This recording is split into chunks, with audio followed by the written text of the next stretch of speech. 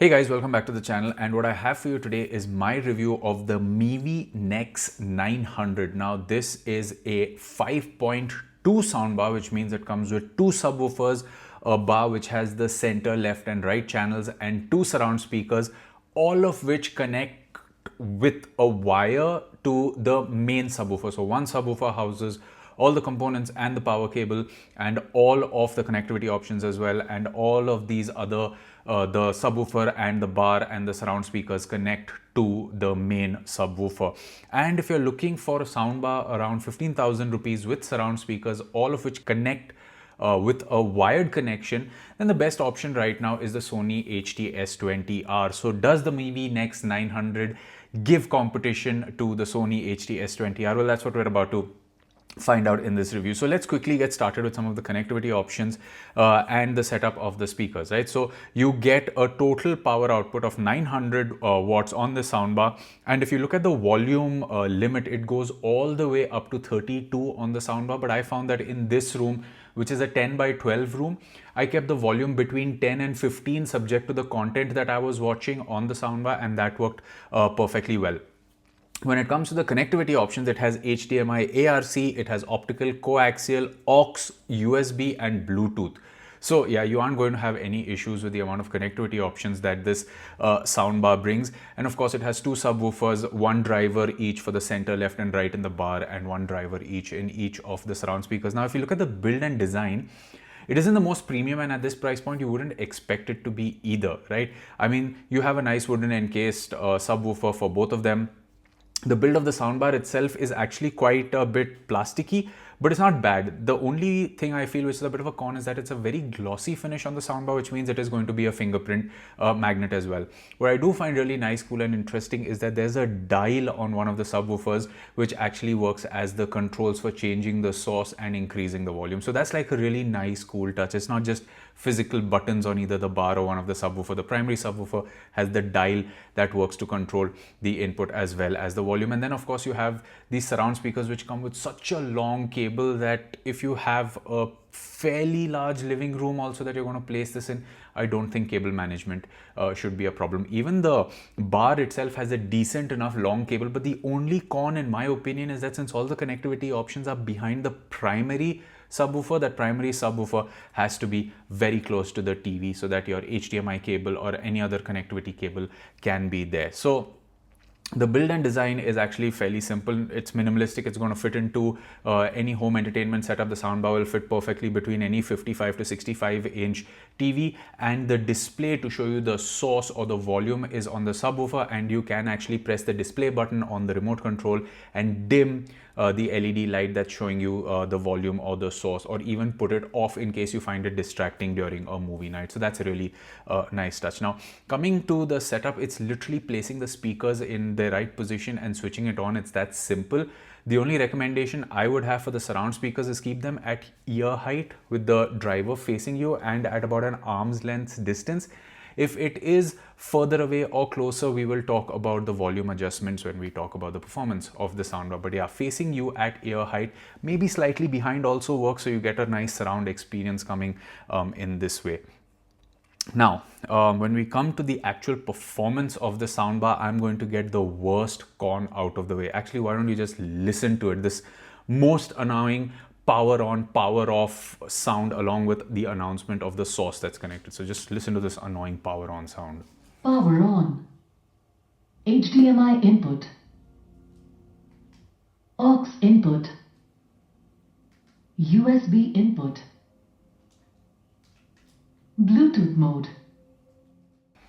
Yeah, and this power on, power off announcement happens every time you switch on and off the soundbar, and for the life of me I couldn't find any button that could switch it off, or could even reduce the volume to be in tandem with the volume of what I had set the bar to. So everyone in the house knew when I switched on the soundbar, because it would just go power on, power off, HDMI connection. It's just that's my biggest con with the soundbar. Now, it has 4 presets. There is no standard preset per se. It has movie, music, sports, and news. And when you press default, there's a button to go to the default preset. It goes into the music preset. But I'm going to tell you the one solution that fits all kind of a preset, which actually gave me the best experience on the soundbar. So I would say you put it in the movie preset, and you can control the center channel as well on the remote control. You press up on the center channel, put it to +2, and this will actually help get some of the softer dialogues to come out very clearly on the soundbar. The subwoofer, I would put the bass between +1 and +3. Again, this is subject to the content that you're watching. So when I'm gaming, for example, I put it at +1 or even 0, and at +1 for regular movies and TV shows. But if you really want to watch something that has a bigger bang, then I suggest you go all the way to +3 for the subwoofer. And the surround speakers, I kept it at +2, but remember they were at ear height at 1 arm's length away from me. But if they're further away, I would say put it at +3. And if you find the surround sounds to be too distracting or overpowering, you can put it down to +1. But this is where I left the settings of this soundbar to get the best experience. Now, I also want to talk about the Apple TV problem, which is an issue. I faced that with the Sony Bravia Theater Bar 6, which I've also reviewed on Sony Bravia Theater System 6, which I have reviewed on this channel as well. You guys can go and check it out. So basically, if you are consuming content on your Apple TV and the Apple TV box is connected to your TV and the TV is connected via ARC to the soundbar, it is going to give you the sound from all the possible channels which are available. All 5 speakers will be producing the same sound with some effects highlighted here and there. To give you an example, when I was watching Top Gun Maverick through my Apple TV box, the fight at the end of the movie, all the sound was coming from all the speakers and it was absolutely distracting. And then I actually switched over to the PS5 and I have Top Gun Maverick on the Apple TV app. So I was getting much better audio output from my PS5 and even something like the Fire TV stick. So if you are going to consume content using this soundbar, I suggest you stick to a Fire TV stick or your TV's native app or a gaming console and not consider the Apple TV, which I know I have said is a great content consumption device, and it is, but for higher end systems. For these budget systems, there seems to be some audio issue. I couldn't seem to find a fix for it. If you have, you can let me know in the comment section below.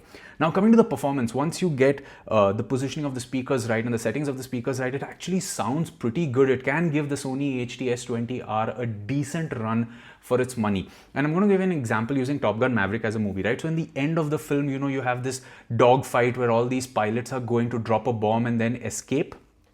Now, here's the thing to keep in mind is when the plane actually turns upside down, the left and right of the pilot actually moves. And when the plane turns, literally the surround speakers exchange positions to give you that feeling of, oh, now the left and right has changed, right? That's how immersive the surround speakers are.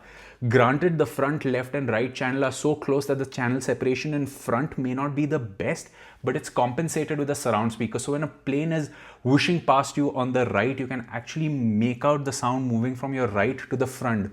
Sure, a lot of higher end systems which have rare surround speakers, and I'm talking 50,000 rupees and above, kind of give you a handover feeling where the sound is moving from the surround speaker to the front bar, and that's not there. It has kind of a slightly more jarring movement of, oh, the sound was here, now it's there. But that's okay, especially when you consider the price point and the fact that you are getting a pretty good surround experience. Same is the thing in a movie like Ready Player One. If you watch it, there is this race at the 13-minute mark where you have all the cars flying all over, cars crashing, coins flying everywhere.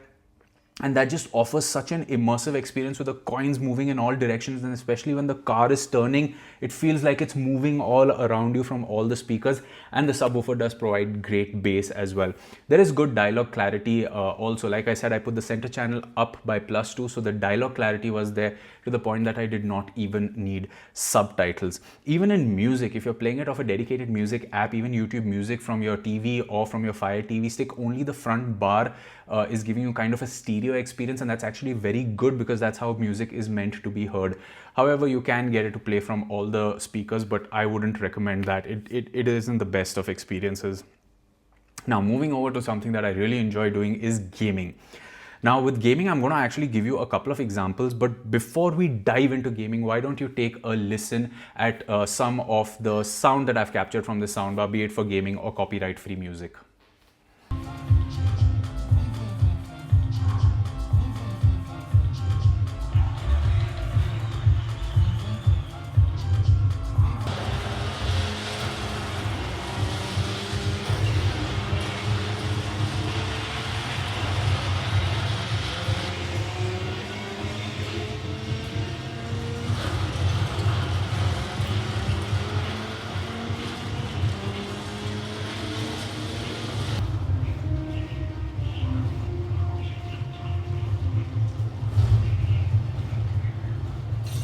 Gas truck could blow at any second. Hey, he's here! Are you crazy? crashing my fight or am I crashing yours?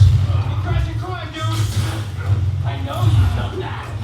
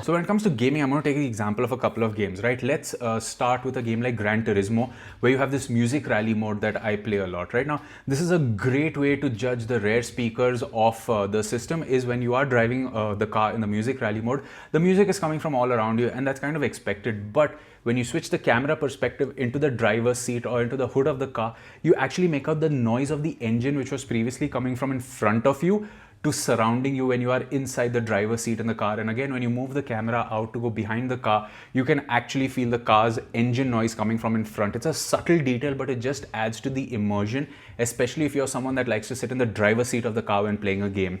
Same for something with Dirt 5, right? Like when you have a car that's about to overtake you from the left or the right, that particular surround channel just kicks in with the noise of the car a little more, just adding to the immersion. And every time your tires skid on a turn, or if you're flinging mud in a different direction, that particular surround channel just kicks in a little bit more to give you that much more of an immersive experience. Now in Spider-Man, I think this was a very good experience. Was when you go through the wind tunnels, when you're swinging throughout the city, you have the whoosh of the wind coming all around you, and that is also the surround speakers kick in a little more to give you that immersive feeling. And even in a fight, if you have an enemy that's screaming from a particular side behind you, which is off camera, you kind of know where the enemy is before they actually come into frame or before they actually hit you, which just adds to the whole immersive experience. Same for something like Ratchet and Clank, right? Where you have this mode which I play, which has the random weapons. Each weapon has a nice bang to it, and you also are able to hear the enemies all around you. Speaking of hearing the bangs of a gun, a game like Doom the Dark Ages, right? It has this really, really nice background score, and the guns in the game have this very unique signature sound. And I feel that this bar is actually pretty good for gaming. I put the volume at 12 and there was no issues. I could hear everything clearly. The dialogues were clear. Even when the enemies were grunting from all around, it has just this overall immersive experience in gaming. Even a game which has like this really nice orchestral score, or it has this really melodic music, if I can put it that way, is Ori and the Will of the Wisps. And here also, from the swishes of Ori's jumps to the surround sound that comes. This is a 2D game, so the fact that the music is coming more from the surround speakers just adds to the immersion. So yeah, when it comes to gaming, even in an action game like Gears 5, right, like where you have so much gunfire and just so much natural audio coming in, it is great. I mean, footage which I haven't captured, the couple of games that I was playing on the soundbar is Chronos the New Dawn and Silent Hill 2 Remake, which are horror games. And believe me, when one of the creatures just creeps up on you from the side, you are going to get that jump scare moment, because the sound is going to hit you before you can actually identify the direction of the enemy. So yeah, from an audio perspective, just the experience that you are getting from this soundbar is good, keeping in mind the price point. Sure, there are some shortcomings when it comes to the audio output of this soundbar, but to, compare those cons, I actually have to refer to soundbars that cost almost twice as much as this soundbar. So for 15,000 rupees, you are getting a pretty package deal. Now moving over to the remote control, it has a lot of buttons on it. In fact, you have a dedicated button for each source. You have the ability to control the bass, the treble, each particular output has a separate button, the center channel, the surround channel. So it might look like a lot, but actually it's giving you good granular control without having to jump through any menus, because there is no menu display per se. And the fact that everything is just a button press away is great. It's just annoying that every time you change the source, it's going to say HDMI input or aux input or Bluetooth input. That's just the most annoying thing about this soundbar. So if I had to say one other thing that I feel is a con of the soundbar, I don't know if it really needs two subwoofers. I mean, something like the Sony HDS20R, which I also have reviewed in the past when it launched all those years ago, it had great bass with a single subwoofer. So, I mean, the compromise of one subwoofer could have been there and you could have got probably a similar experience. Also, Mivi has another soundbar, which, if I'm not mistaken, is the S880, another Mivi soundbar that I have reviewed on this channel, which came with wireless rear speakers, and those speakers connected wirelessly to the main system. Yeah, I mean, if Mivi is compromising on the wireless connectivity of the rear speakers to give you a better sound output, I'm actually someone that's okay with that, simply because I know that the sound output at the end of the day is what's going to matter more. The cable management is just going to be a one-time problem that you're going to need to solve. And like I said, the cables are really, really long, so that even if you have a slightly bigger living room than this 10 by 12 room that I have here to test the soundbar, then I think you should be great. So, should you consider the soundbar? Well, like I said, my biggest annoyance is the announcement of the power on, power off and the source. But if you can live with that, this is actually a pretty decent contender to the Sony HDS20R, which is by far was my benchmark for a great soundbar under 15,000 rupees. There are a couple of other options, but you don't get the rear speakers in the box. And if you do, some of them, I haven't checked them out, so it's hard for me to recommend those. As far as the build quality is concerned, like I said, it is a little plasticky, it's a little glossy, it is going to grab fingerprints, and you may want to be careful, like just don't drop the speaker in case you break something inside them. But yeah, overall they'll just blend in. They're not flashy, they're just glossy. So there you have it, guys. That was my review of the Mivi Nex 900 soundbar. As always, you can let me know what you thought of this video in the comment section below. And for more from the world of home entertainment, you can subscribe to the channel. This is me, Samir, signing off. I will catch you in another video. It's goodbye for now.